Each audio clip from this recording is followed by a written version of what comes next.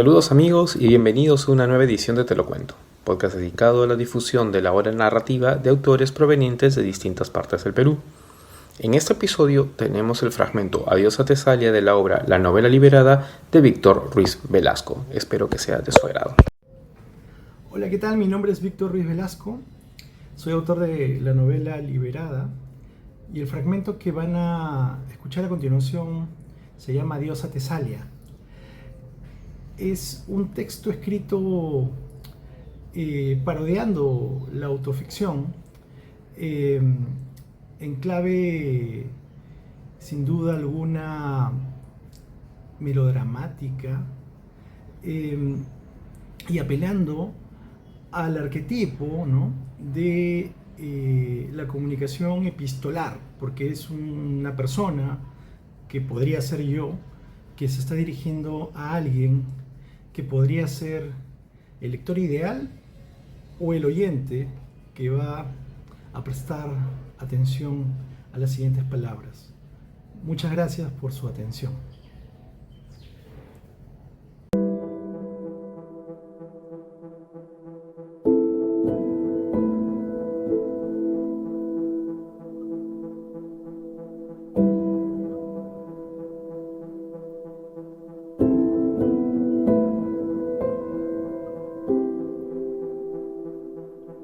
Yo nací casi muerto, 15 días después de la fecha programada.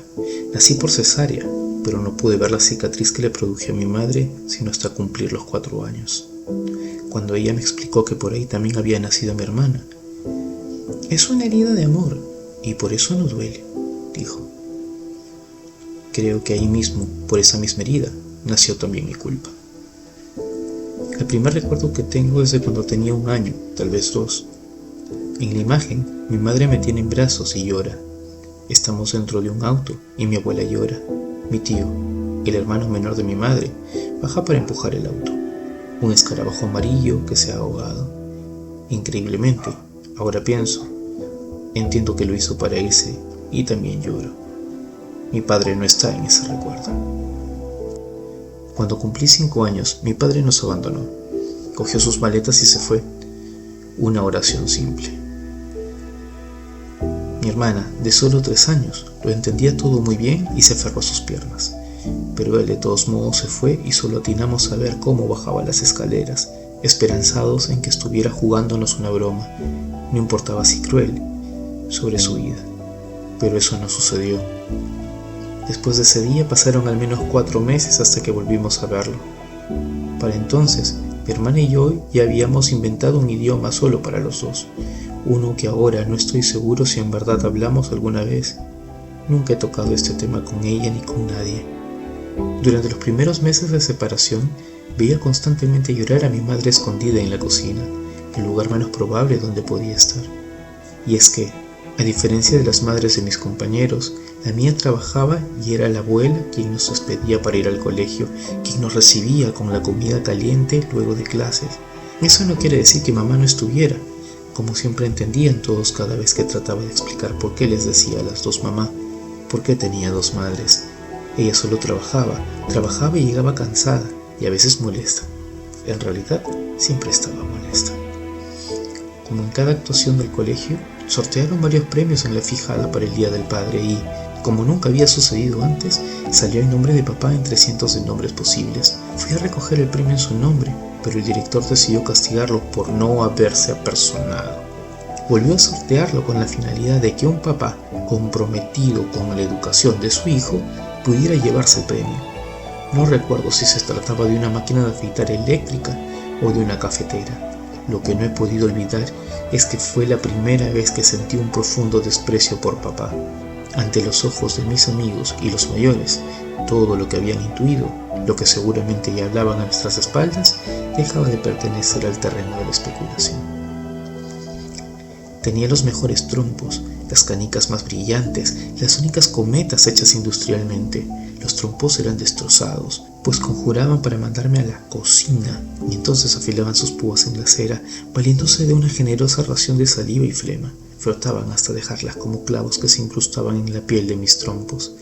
Las canicas me las ganaban una por una y cuando, por suerte, me hacía de alguna partida, me pagaban con las de ellos, siempre guiñadas, mientras mis cometas eran abatidas en el aire por los grandes rombos. Hay aviones de carrizo y papel seda. Pero no importaba, esa era la única forma de que me dejaran jugar. Entre los 8 y los 9 años, mamá me hizo leer mi primer libro, El coronel no tiene quien le escriba. Empecé desde entonces a leer cada libro que me encargaba, sobre el cual, pasadas 2 semanas, me preguntaba, más que en un control de lectura, en una prolongada conversación solo entre los dos. Algunos años después mi hermana también empezó a tener esa tarea, pero a pesar de que ella misma la había pedido, nunca leía sino las primeras y las últimas páginas, y en ocasiones solo las contratapas, con lo cual no engañaba a nadie, así que empecé a contarle lo que recordaba de cada libro que ya había leído. Yo aprovechaba para hacer ligeros cambios en la trama. Creo que mamá nunca tuvo real interés en que mi hermana le respondiera algo sobre lo que leía. En cambio, yo sí. Esa idea me ha rondado desde esos años.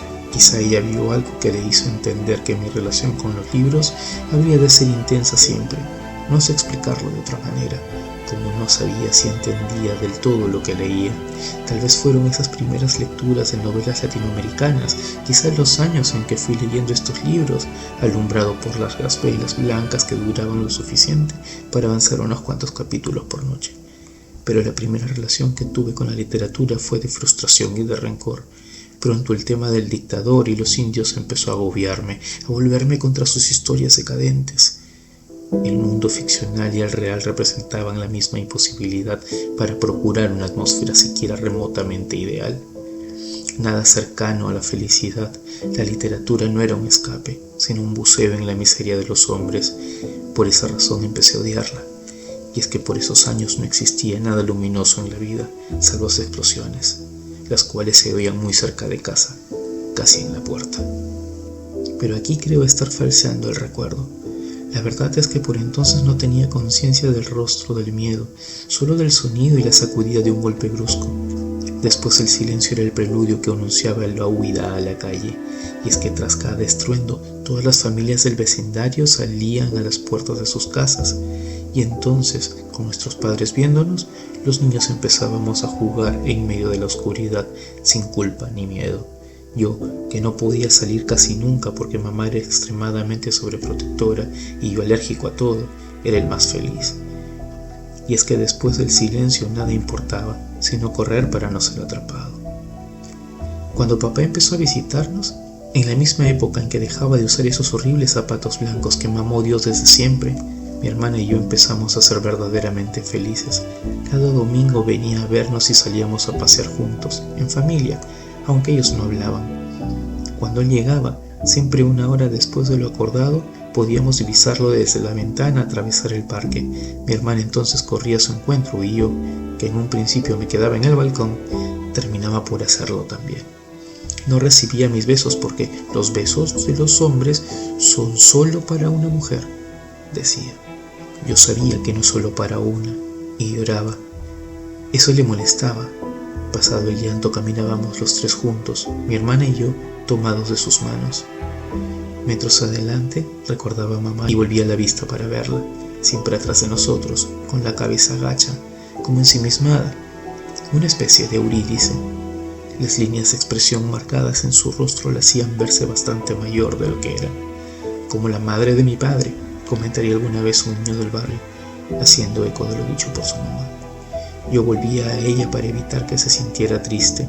Yo volvía a ella a pesar de querer estar adelante con papá y mi hermana. Yo volvía y me sentía culpable de desear no pensar en ella. Pienso en un viaje a las afueras de Lima, a Obrajillo.